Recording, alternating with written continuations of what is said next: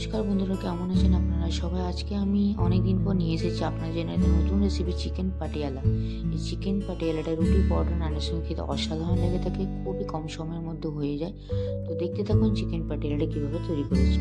আমি যখন এখানে আজকে তৈরি করছি চিকেন পাটিয়ালা, তো চিকেন পাটিয়ালা বানানোর জন্য আমি এখানে 1 কেজি চিকেন নিয়ে নিচ্ছি। 1 কেজি চিকেনের জন্য আমি দুটো বড় সাইজের এখানে রসুন দেখুন এখানে ছাড়িয়ে নিচ্ছি। রসুনের খোসাগুলোকে খুব ভালোভাবে ছাড়াচ্ছি না, একটু দেখুন যতটা পরিমাণে পারছি আমি ছাড়িয়ে নিয়েছি তাড়াতাড়ি করে, কারণ এটা আমি গ্রাইন্ডারে পেস্ট করবো, তো তাই একদম কোনো চোখা টোকা লাগে না। আপনার চাইলে একদম পুরোপুরি খোসাটা ছাড়িয়ে নিতে পারেন না এক্ষেত্রে। আর দেখুন এক টুকরো আদা আমি এখানে নিয়ে নিয়েছি। এই আদা রসুনটাকে একদম মিহিভাবে আমাদেরকে পেস্ট করে নিতে হবে গ্রাইন্ডারে। আর এখানে লাগছে ক্যাপসিকাম, টমেটো লাগছে আর পেঁয়াজ লাগছে। তো পেঁয়াজটাকে আমি পেস্ট করবো না, পেঁয়াজটাকে আমি এখানে কুচি করে দেবো।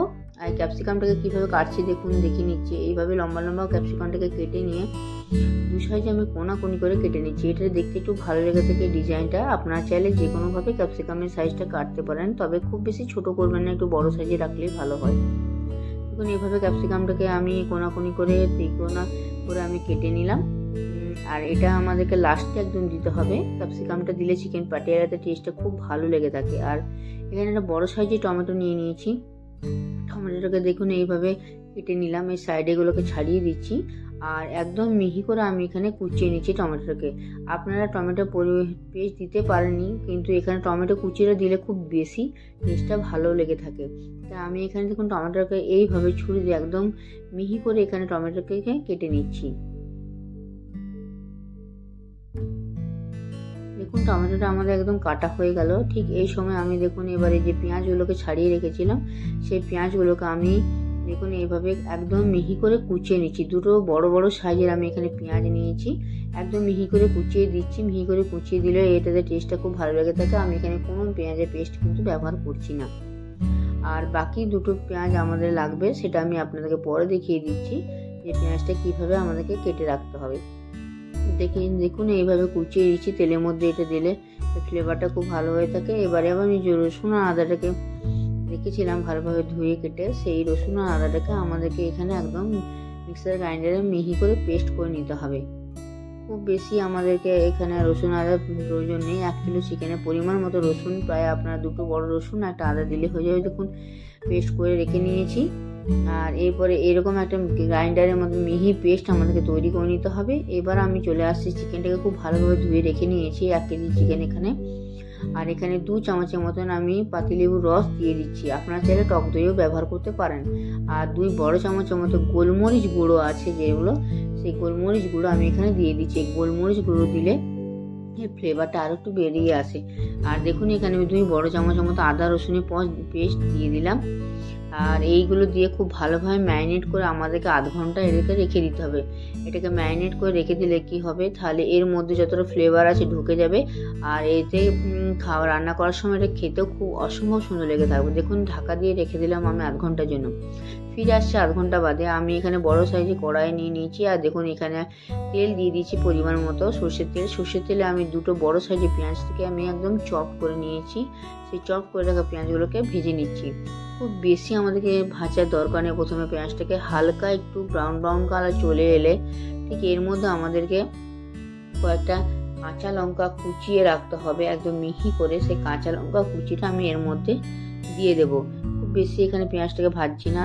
এখানে আমি একটা খুব বড় মিস্টেক করে ফেলেছি। গরম মশলাগুলোকে আমাকে প্রথমে তেলে দিয়ে দেওয়া উচিত ছিল, তো আমি ভুল করে ফেলেছি, তাই আমি পরে এটাকে দিয়ে দিলাম। এই ফ্লেভারটা কতটা বেরোবে সেটা আমি জানি না, তবে আশা করি খেতে খুবই ভালো লেগেছে। আপনারা প্রথমেই তেলের মধ্যে গরম মশলা করে দিয়ে পরে ফ্লেভারটাকে বার করে নেবেন, তারপরে পেঁয়াজটাকে ভেজে দেবেন।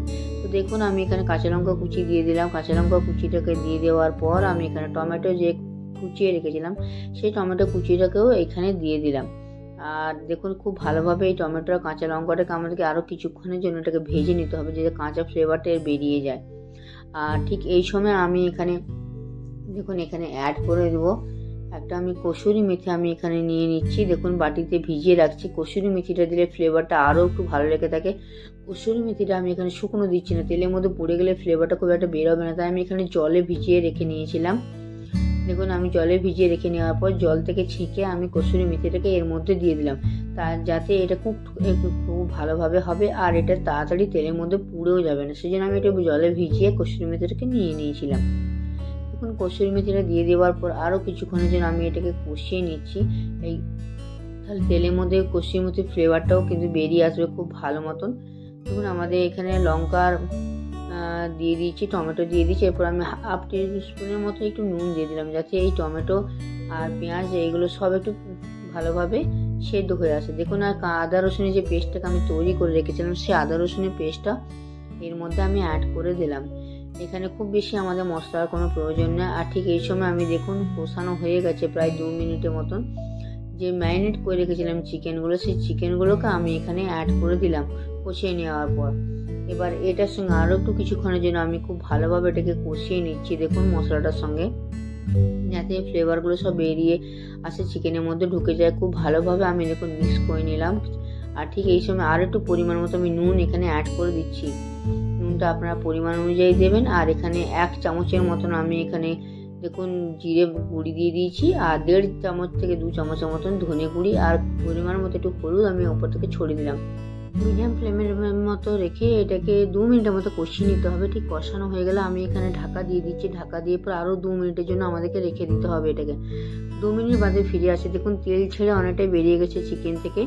খুব ভালোভাবে আমাদেরকে এখানে প্রায় কষানো হয়ে গেছে। আরও আমি কিছুক্ষণের জন্য একটু নেড়ে নিচ্ছি। ঠিক এই সময় আমাদেরকে এখানে 8 থেকে 10টা কাজুকে আমি দেখুন গ্রাইন্ডারকে পেস্ট করে রেখে দিয়েছিলাম, সেই পেস্ট করাটা আমি এখানে অ্যাড করে দিচ্ছি। আরও হাফ গ্লাসের মতো আমি এখানে জল অ্যাড করে দিলাম। খুব বেশি এটা ঝোল হবে না, একটু গাঢ় গাঢ় ফোমে আসবে চিকেন পাটিয়ালাটা, খেতে খুব ভালো লেগে থাকে। দেখুন ঝোলটা একদম ফুটে উঠে গেছে।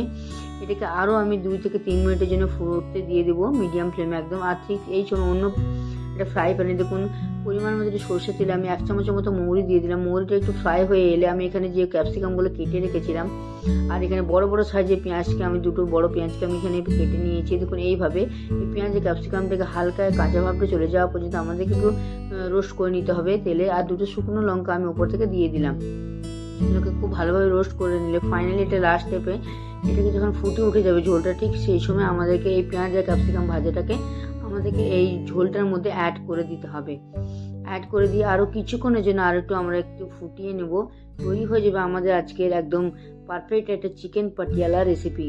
দেখুন এইভাবে আমি অ্যাড করে দিলাম পেঁয়াজ আর ক্যাপসিকামগুলোটাকে। খুব ভালোভাবে আমি এটাকে মিক্স করে নিচ্ছি একদম মিডিয়াম ফ্লেমে রেখে। এটাকে আর 1 মিনিটের জন্য জাস্ট আমি একটু ফুটতে দিয়ে দেবো। আর দেখুন একদম গাঢ় গাঢ় ফর্মে চলে এসছে।